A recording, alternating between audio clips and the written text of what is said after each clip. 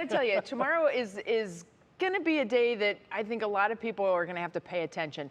We have rain in the morning, and that's not when to pay attention. It's the afternoon round of rain and thunder that we really have to keep an eye on. So let's take a look at how this is all going to go down. Beautiful night tonight, but you see there on the right, 12 a.m., 1 a.m., we're really going to start to see the clouds coming in. Temperatures are going to be warm tonight. We're going to be in the 60s, so no more 40s, everybody. The southerly winds are definitely playing a role today. We made it into the low 80s across northeast Ohio, back above average, and we're still sitting at that point right now. But this is the real story. The humidity is coming up. I'm sure you felt a little extra humidity today, even though our dew points are still in the 40s, which is very comfortable. In the next 12 to 24 hours, we're going to start to really see the dew points coming up. So it's not humid now. It was really dry yesterday.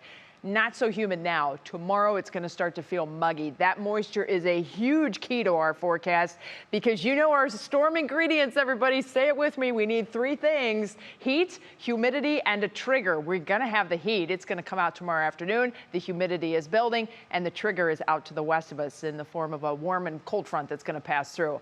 Initially here, we have thunderstorms that are just now beginning to fire. Wisconsin, Iowa, these will continue to move east as we go through the night tonight. Tomorrow, though, the remnants of that begin the day. Then the front actually gets into the area. That will trigger another round of storm development. So as we've seen the storms develop there, we're going to see the storms develop here.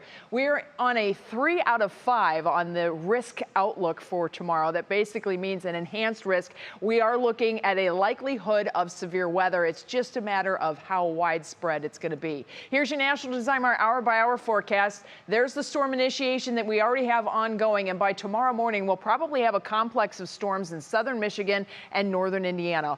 Watch how this fizzles in the morning. Goodbye, like nothing happened, right? But keep in mind, the boundary is still here. We're going to see some sunshine in the afternoon. That's going to crank up the temperatures.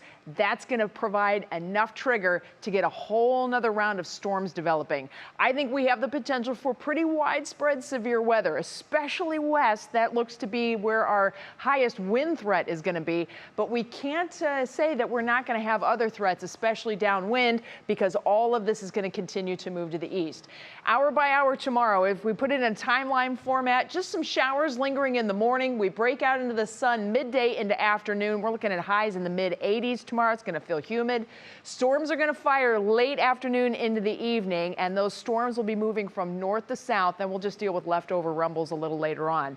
Now, what types of threats are we having? Well, damaging wind, large hail seem to be our primary threats, and those look to be right around dinner time and as we head toward 8, 9 o'clock. So keep that in mind. The rest of the threats, it looks like right at the beginning of that storm initiation, that's when everything's kind of on the table, and we'll see how things roll out from there. Here's your Union Home Mortgage forecast. We're going mid-80s tomorrow. Remember, afternoon sunshine, then the evening thunderstorms. Pop-up storm chances for our Juneteenth and Father's Day. We have an isolated storm chance too, but look at the temperatures in the 80s. It doesn't last long. Next week, we're back into the 70s.